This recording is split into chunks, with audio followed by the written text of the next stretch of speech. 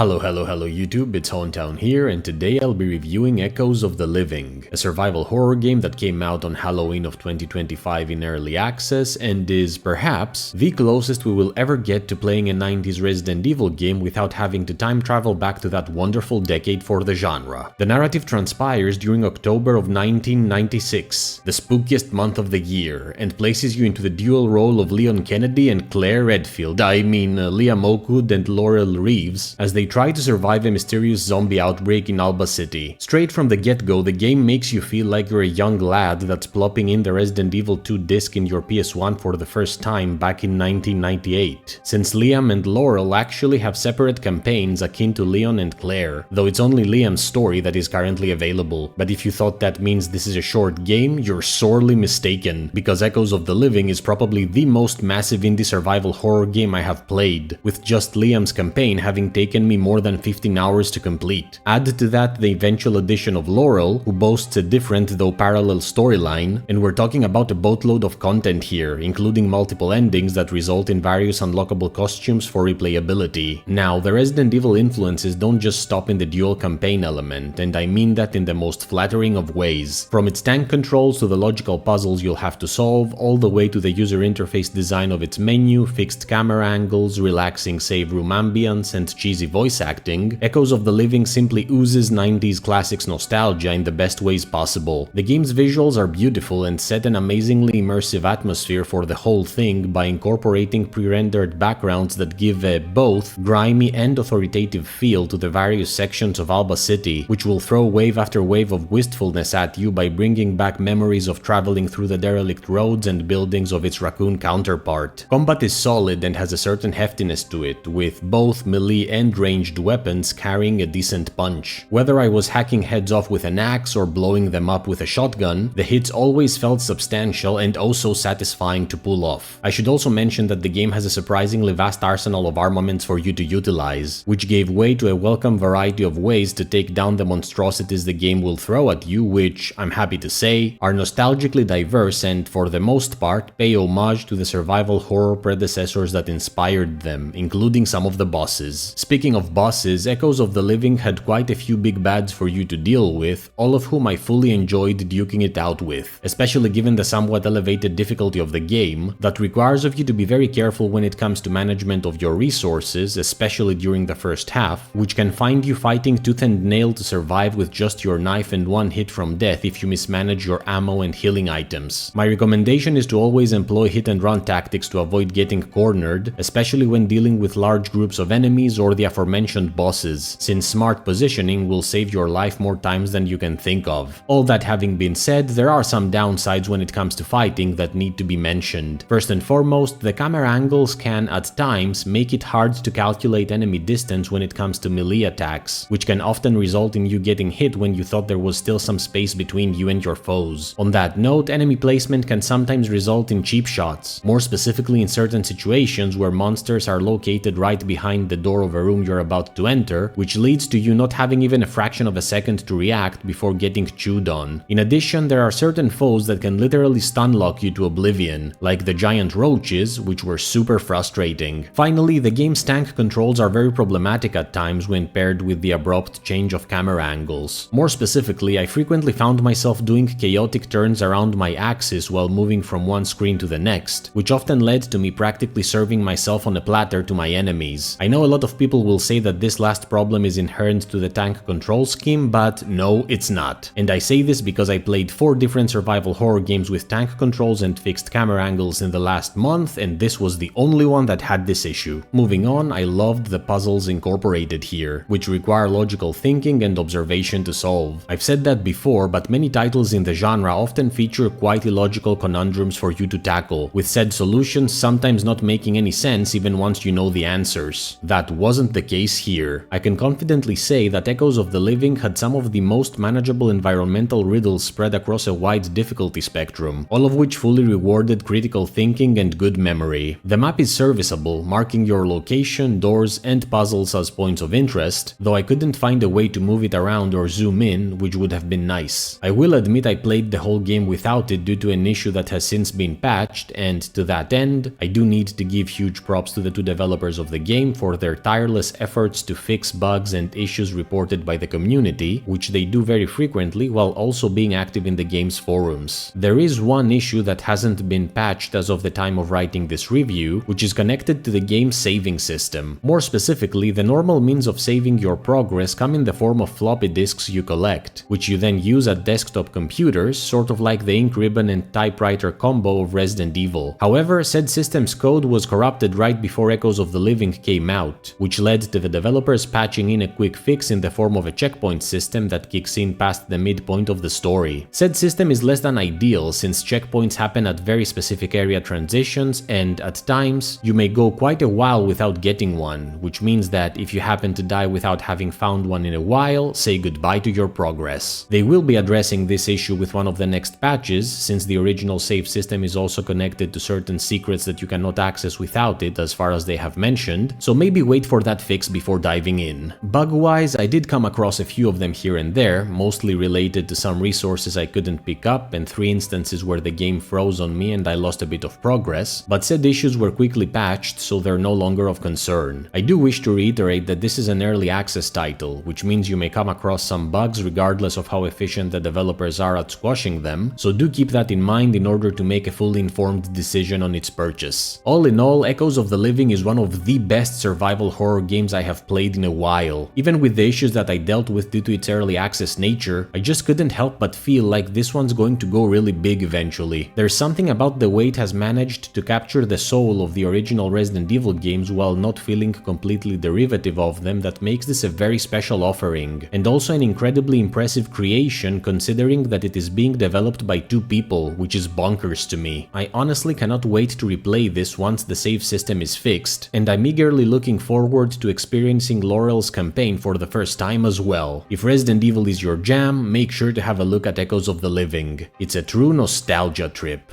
On a scale of S to F, Echoes of the Living shoots its way to a well-deserved A.